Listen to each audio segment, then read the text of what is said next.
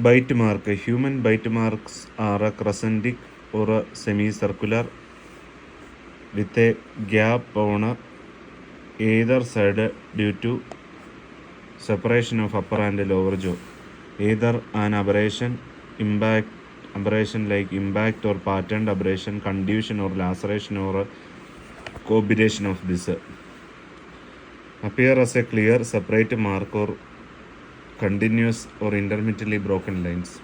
Medico-legal importance. Useful in identification of a person based on dental defect.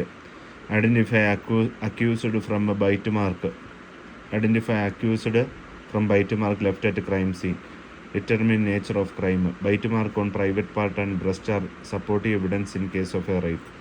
Love bites found anywhere on body but common on breast. Saliva in bite mark help detect blood group or extract DNA. Thank you.